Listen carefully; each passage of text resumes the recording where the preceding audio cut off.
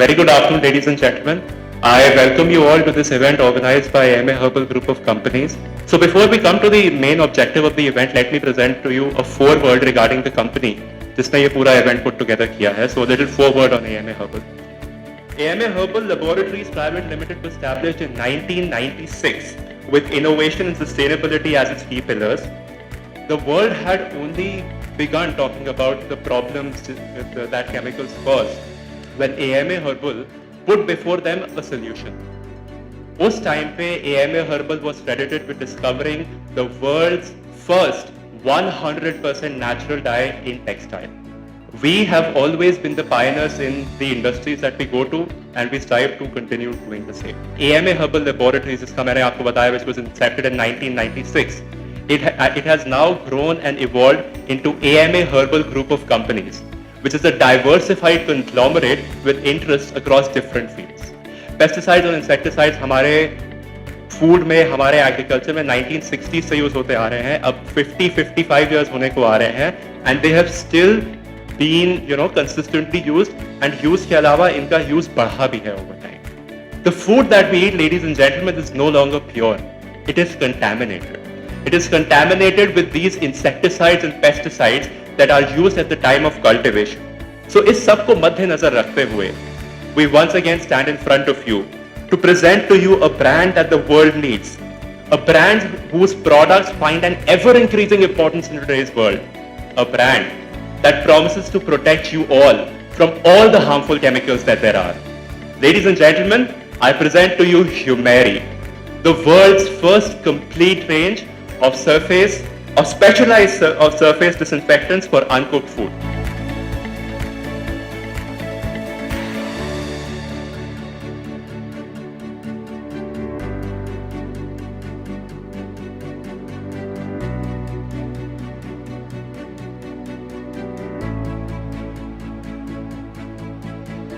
यहाँ पे हमारे पास 3 बहुत ही एमिनेंट डॉक्टर्स हैं जो आपको जिस इशू पे हमने ब्रांड फाउंड किया है उसके बारे में आपको और बताएंगे.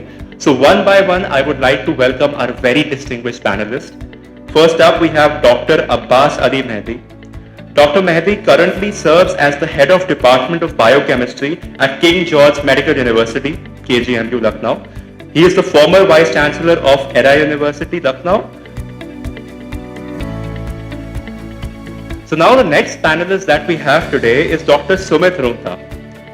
Dr. Rungta is Additional Proctor and Head of Department Gastroenterology, KGMU, Lucknow.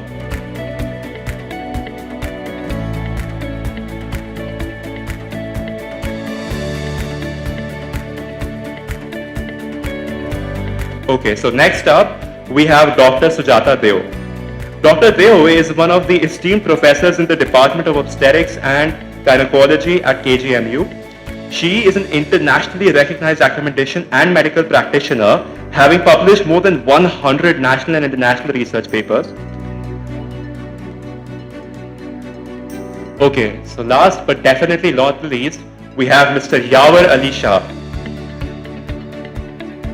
We are very lucky to have such a panel, जहां हमारे पास एक ऐसे एक्सपर्ट हैं जिन्होंने toxicological aspects of food stuffs पे काफ़ी ज़्यादा रिसर्च की हुई. डॉक्टर अब्बास, इसके साथ हमारे पास डॉक्टर रुंगता हैं जो गैस्ट्रो, जो पेट के मर्ज हैं उनको गैस्ट्रो में सारे कवर होते हैं, और उसकी सारी चीज़ें जो हम खाते पीते हैं सबसे पहले पेट पे असर करती है, उसके बारे में वो हमसे बात करेंगे. इसके बाद डॉक्टर सुजाता, जो गायनिको में एक्सपर्ट हैं, और डेफिनेटली एक बहुत बड़ा कंसर्न है कि जो माँ के पेट के बच्चा है और जो माँ है उसकी हेल्थ सोसाइटी को एक नई जनरेशन देती है, उस जनरेशन की सेहत के बारे में डॉक्टर साहब बात करेंगे. आज हमारे पास ये पैनल ऑफ एक्सपर्ट्स है, तो सबसे पहले मैं सवाल करता ये माइक देता हूँ डॉक्टर अब्बास को, जिन्होंने काफ़ी रिसर्चेस की हैं जो मेरे नॉलेज में है और काफ़ी पब्लिश भी हुई हैं, जिनमें फूड की टॉक्सिसिटी, फूड में पेस्टिसाइड इंसेक्टिसाइड के हार्म और वेरियस काइंड्स ऑफ हार्म्स के ऊपर स्टडीज़ है. तो मैं रिक्वेस्ट करूँगा कि डॉक्टर साहब ये बताएं हमको कि इनकी स्टडीज़ में इन्होंने क्या पाया और किस किस तरह की इम्प्योरिटीज़ फूड इंग्रेडिएंट्स पे होती हैं और उनमें क्या क्या प्रॉब्लम्स हमको टेंटेटिवली हो सकती हैं. तो डॉक्टर अब्बास. बहुत बहुत शुक्रिया.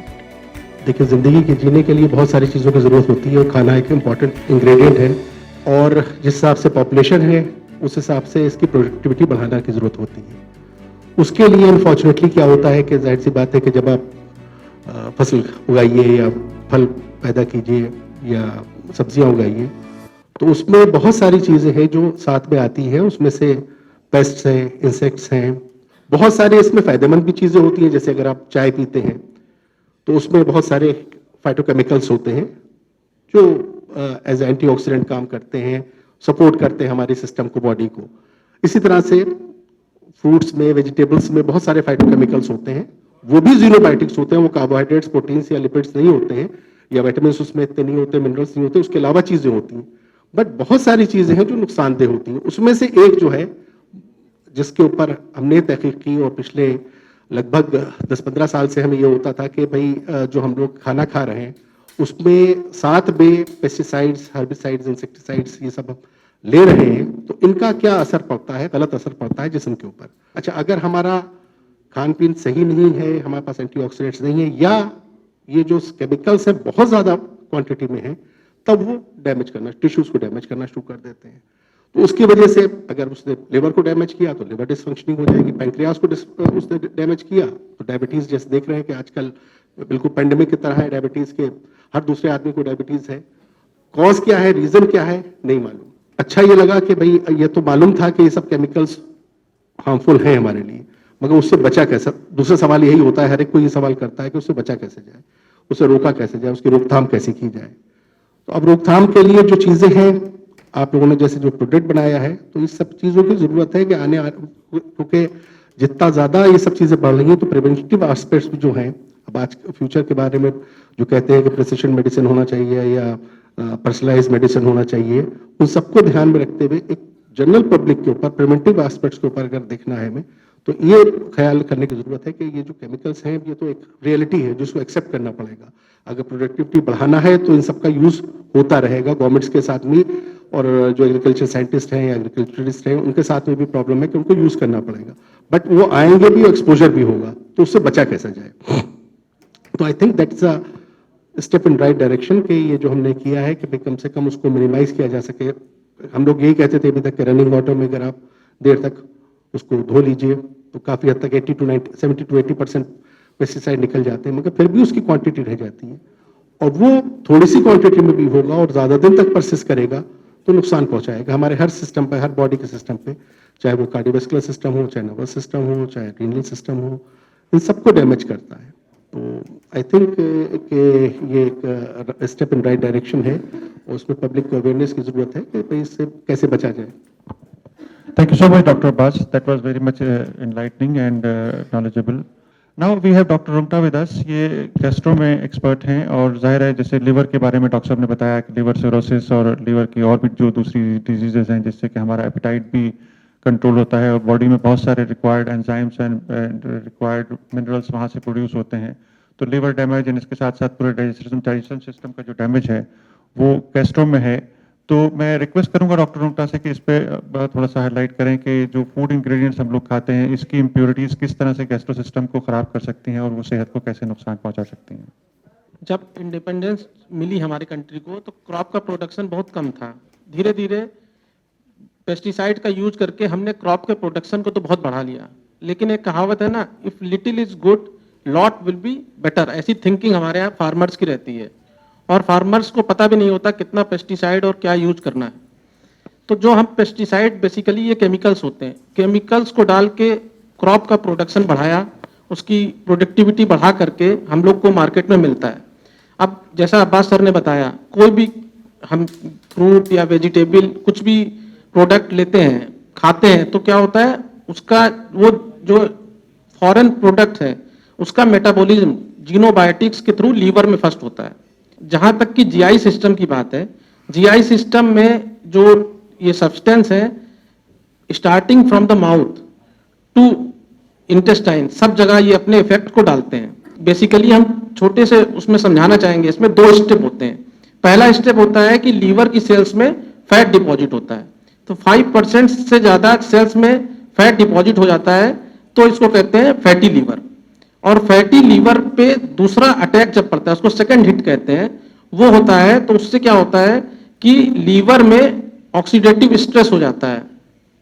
जो साइटोकाइंस हैं वो लीवर को, सेल्स को डैमेज करने लगते हैं, जिसकी वजह से आप लोग ने देखा होगा बहुत लोग टेस्ट कराते हैं, SGOT-PT बढ़ गया, जब लंबे समय तक धीरे धीरे ये इंजरी होती रहेगी तो सिरोसिस और लीवर कैंसर के रूप में बढ़ रहा है।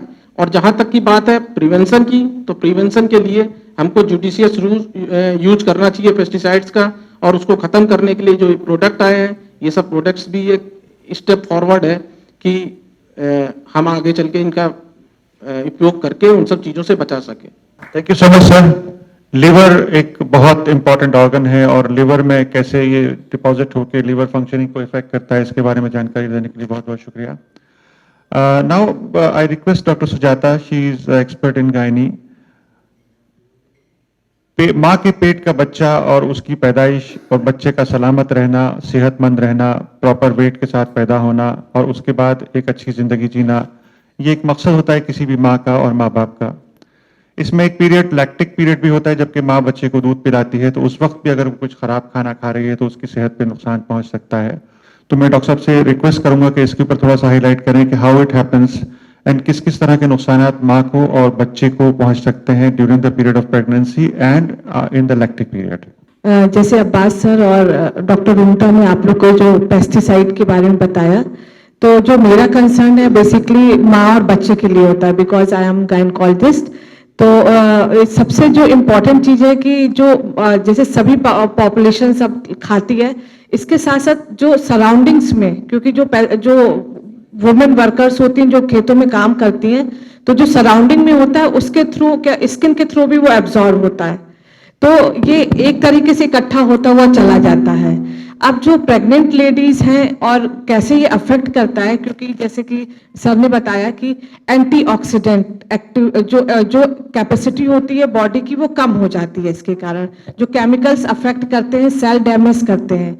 और ये अफेक्ट कैसे करता है बच्चे के लिए, क्योंकि ये ट्रांसप्लेसेंटल बैरियर को क्रॉस कर जाता है, और अगर वहां तक बढ़ते बढ़ते फिर बच्चे का, उसके कारण क्या होगा, बच्चे में बहुत तरह के डेवलपमेंट में कॉम्प्लिकेशंस आने लगते हैं। जो बच्चे का वजन है वो बहुत कम पाया गया, बच्चे की प्रॉपर तरीके से ग्रोथ नहीं होती और समय से पहले डिलीवर होते, प्री टर्म डिलीवरीज होती हैं। तो हमें basically we should very careful about this, specially the women, because most of the time वो सबसे ज्यादा उसके लिए रहती है, खेतों में काम करती हैं, फसल काटती हैं, और घरों में खाना जो बनाने का काम होता है बेसिकली वो वुमेन्स का होता है।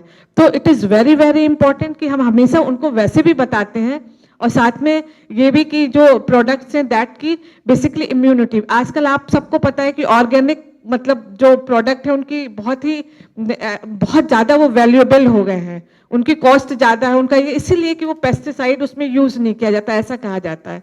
So it is very very important कि जिससे कि हम प्रिवेंट कर सकें एंड लॉन्ग लास्टिंग यही चल करके आगे, जैसे लिवर डिजीज, कैंसर, डायबिटीज, ये सारे जो हैं अफेक्ट करते हैं बॉडी में। प्रेगनेंसी में ये प्लेसेंटल उसके जाता है, उसी तरह माँ के दूध से ये बच्चे में भी जाता है। तो जो बिकॉज हम जानते हैं कि जो माँ का दूध होता है, बच्चे माँ का दूध 6 महीने तक हम यही बताते हैं कि एक्सक्लूसिव ब्रेस्ट फीडिंग, तो 6 महीने तक आप समझ सकते हैं कि थ्रू आउट प्रेगनेंसी, फिर साथ में 6 महीने वो सिर्फ माँ का दूध पी रहा है, तो कितना ज्यादा पेस्टिसाइड जो है अगर उसकी मदर के उसमें है तो कितना ज्यादा वो जा रहा होगा और वो कितना अफेक्ट करता है। So, as we move forward, I would like to call upon stage Mr. Masood Ahmad Zaidi, co-founder and chairman of AMA Herbal Group of Companies, to come up on stage and present the memento to our panelists.